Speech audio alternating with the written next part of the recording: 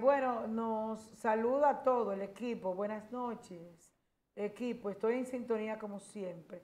Muy buen tema el que se está tratando. Un fuerte abrazo. Gracias al amigo Diplan de Cotuí. Siempre es verdad, en sintonía con nosotros. Quedamos en lo que decía don Orlando Franco, que en paz descanse. Don Orlando siempre andaba con su pito encima.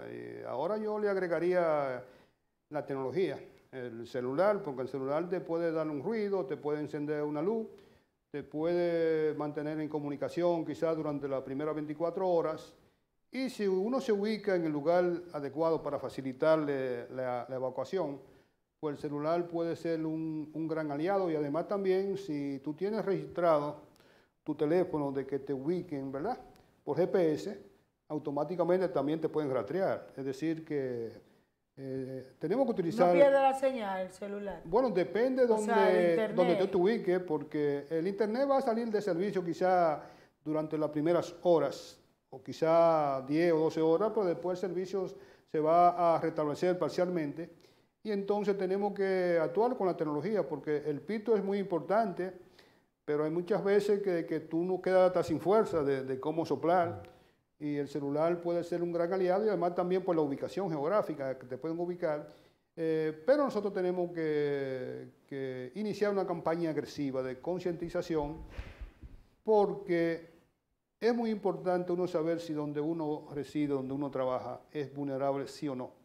Y es tan sencillo de que yo recuerdo que cuando la administración del doctor Gilberto Cerulle, nosotros instituimos lo que era una dirección que tenía que ver con la gestión de riesgo y se le sacaba 400.000 pesos mensuales, con el objetivo de que cuando ocurriese un terremoto existieran los fondos necesarios, ¿verdad?, para asistir, pero además también se compraron instrumentaciones para que sirvieran para realizar estudios a nivel de carácter social, es decir, que un estudio que podía costar 100.000 pesos, cualquier empresario o cualquier ciudadano común, ese estudio le podía salir por 10 o 12.000 pesos, porque prácticamente para cubrir lo que es el mantenimiento de ese equipo está obsoleto, no se está utilizando, y sí nosotros tenemos que ganarle tiempo al tiempo, porque yo recuerdo al ingeniero Rafael Corominas Pepín cuando fue secretario de Obras Públicas, donde él nos hizo una historia donde el primer código sísmico de la República Dominicana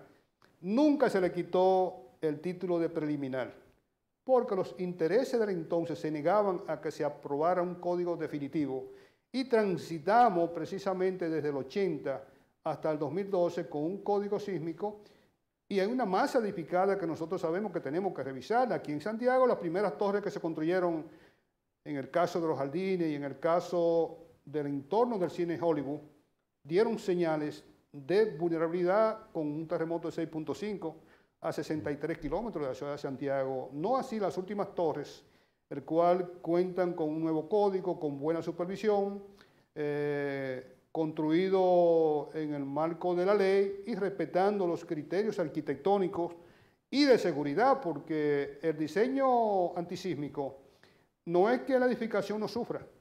La edificación pueden sufrir las panderetas, los cristales, este tipo de cosas, pero lo importante es que la edificación no colapse, porque en el colapso es donde están las pérdidas de vida, y que por tanto ese tipo de diseño tiene que dar buena respuesta ante la eventualidad de un terremoto de 7.5, que es lo más común que se pueda dar en el terremoto esperado en la República Dominicana. Ingeniero, a propósito de ese terremoto esperado de la República Dominicana, y cuando hablamos de ese, el tan esperado, estamos hablando específicamente del de la falla septentrional.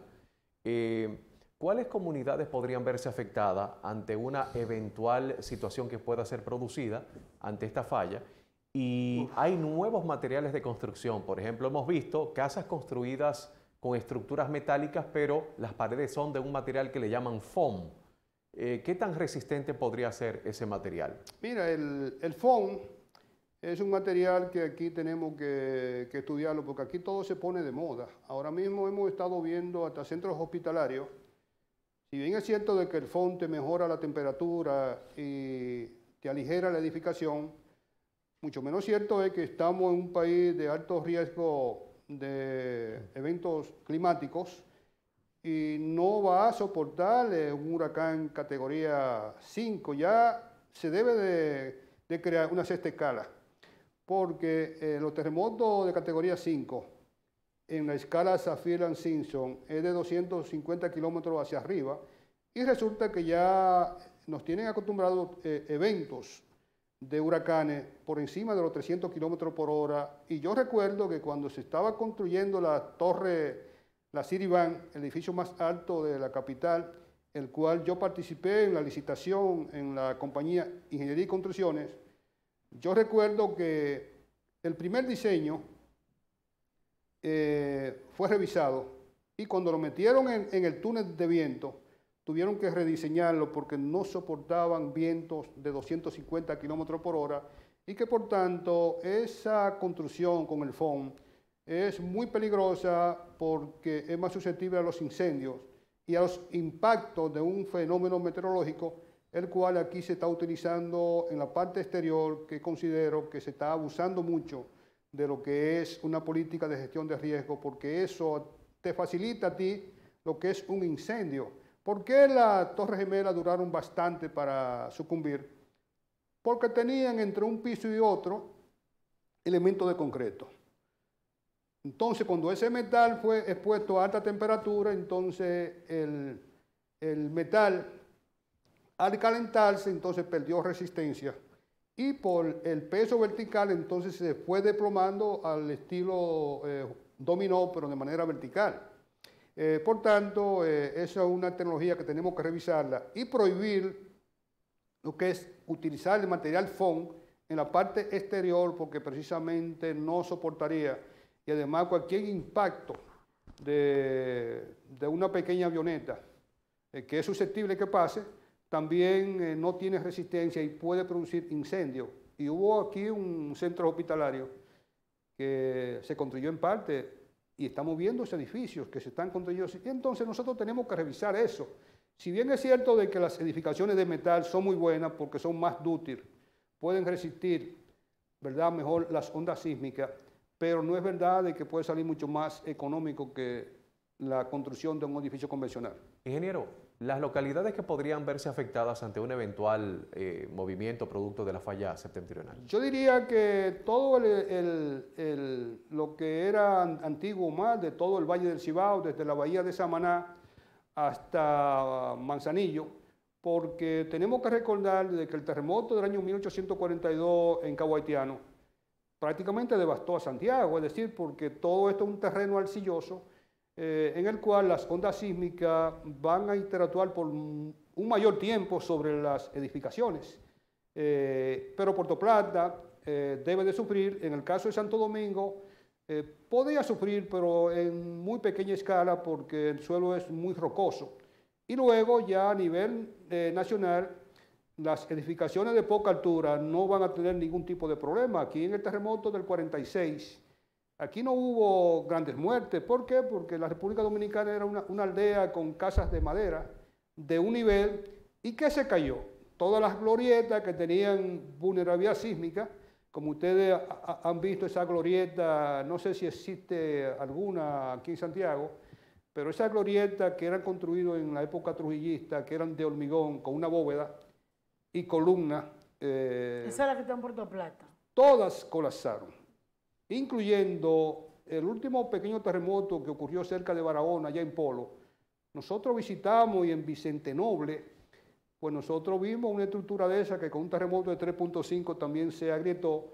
Por lo tanto, ese tipo de glorieta hay que abolirla porque tienen mucho peso encima y poca resistencia de la columna.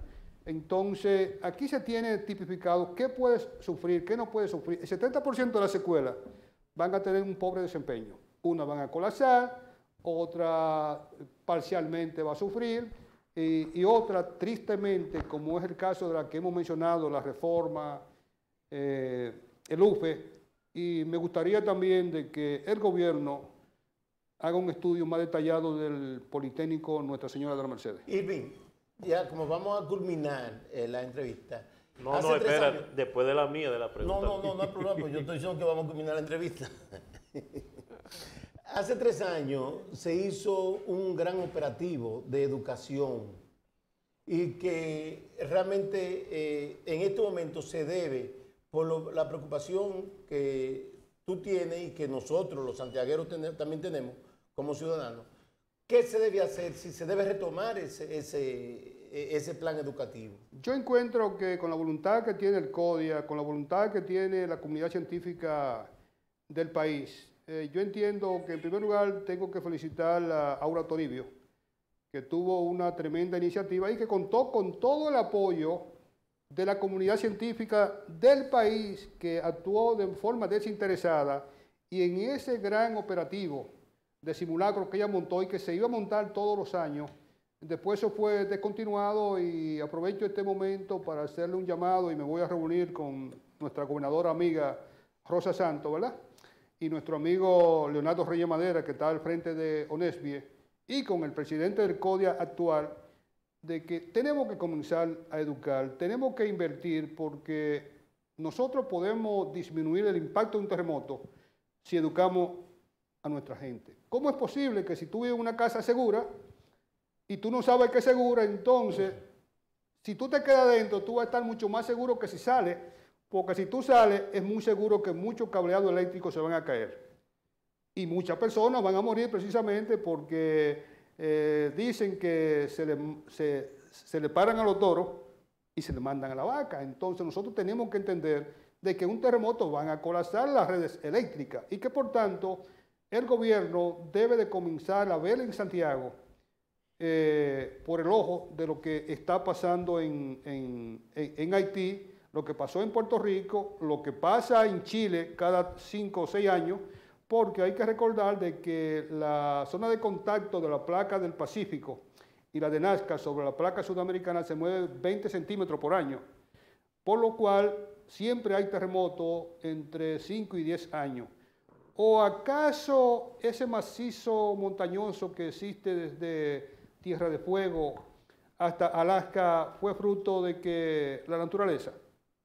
Donde ustedes ven montaña hay actividad sísmica, y donde ustedes ven ese tipo de morfología es porque la dinámica del mundo, del movimiento de la placa tectónica, es que produce ese tipo de deformación que nosotros tenemos en la República Dominicana. Tenemos al norte la gran placa de Norteamérica que se nos mete por debajo como una cuña, pero al sur también tenemos la trinchera de los muertos. Y luego tenemos en todo el territorio cercana a 40 zonas de falla, incluyendo en Santiago, que tenemos una frente a la presa de Tavera, tenemos la aquí, tenemos la de Atillo, tenemos Higüey, en el sur tenemos 4, y en Santiago, en el caso mío, pude detectar una pequeña falla frente a la UAS, porque en uno de los trabajos que realicé en la colocación de la tubería del tanque de abastecimiento que está en la zona, pude detectar una zona de rompimiento que no está activa y que por lo tanto esto es un país de alto riesgo sísmico, que nadie lo dude,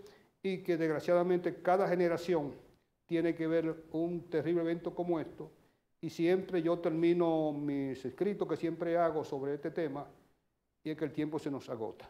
Oye, a propósito, vamos a finalizar con mañana. Sí, yo quiero aprovechar la presencia del ingeniero Erwin Vargas sobre, lógicamente, el presidente de la República, líder del partido al que pertenece Erwin Vargas, además. Así es. El Partido Revolucionario Moderno, para quienes nos siguen fuera de aquí. El presidente habló hoy en su primer año de gestión, y sobre este tema me viene a la mente ahora una de las obras que el presidente anunció oficialmente ahí, y es la autovía del Ámbar, que va a conectar a Santiago con Puerto Plata, y él asegura que en 30 minutos se hará el trayecto. No sé cuál sería el trazado, pero me imagino que con el pronóstico de la posibilidad de un sismo de 7 grados hacia arriba, no sé si habría riesgo para esa obra. ¿Qué usted piensa como ingeniero sobre ese tema y el discurso del presidente, claro? Precisamente hay que felicitar al presidente de la República por su brillante discurso, un discurso muy bien estructurado. No tenía que hablar más que lo que habló, porque ya todos los ministros han hablado. Entonces sería precisamente hablar, llover sobre mojado y la voluntad del presidente hacia dónde se dirige el país, hacia ponerle un candado a las grandes cortes, ¿verdad? Y eso yo lo felicito, pero además también se ve un presidente de que quiere invertir en Santiago. Y ese presidente tenemos que aprovecharlo, pero tenemos también que acompañarle al presidente y decirle también de que ese estudio de la autopista del Ámbar se está diseñando. Y mi estudio que tengo sobre esa vía, tenemos que revisar porque los 30 minutos me resultan insuficientes, porque es algo que va a ir prácticamente paralela a la carretera turística. Yo acabo de recorrer la carretera turística, una supercarretera, que lo único que le faltó a esa supercarretera fue un gran mirador ahí en Tubagua para poder apreciar esa planicie de Sosúa, Puerto Plata, porque si es turística, ese debe ser un punto donde el turista se tire una fotografía de ese trayecto.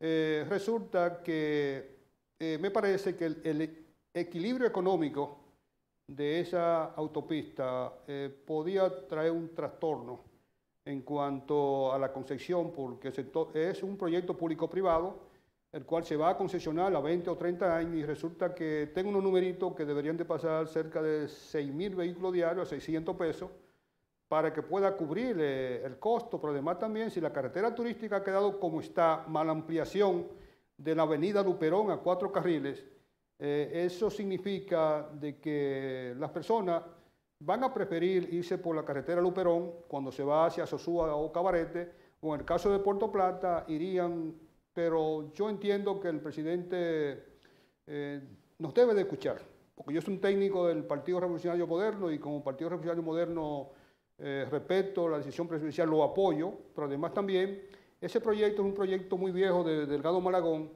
que fue aquel personaje que dijo que si Santiago quería un aeropuerto, que le dieran a Navarrete a Puerto Plata y que a Sosúa se lo entregaran a Santiago. Entonces es un proyecto muy viejo y el cual ojalá el equilibrio económico se pueda conseguir, pero los 30 minutos lo considero muy corto porque el kilómetro cero de Santiago está aquí frente a una compañía telefónica, de aquí a allá uno puede tomar 15 minutos. La carretera turística que yo recorrí la pude hacer en 1 hora y 5 minutos y después de ahí entonces de la gran parada a Puerto Plata, ahí tenemos que tomar alrededor entre 6 y 10 minutos, por lo que se hace insuficiente. Y hice un estudio una vez de colocar una línea recta desde Santiago a Puerto Plata y respetando todo concepto de ingeniería y me da un recorrido de cerca de 30 kilómetros, que es igual parecido a La Vega.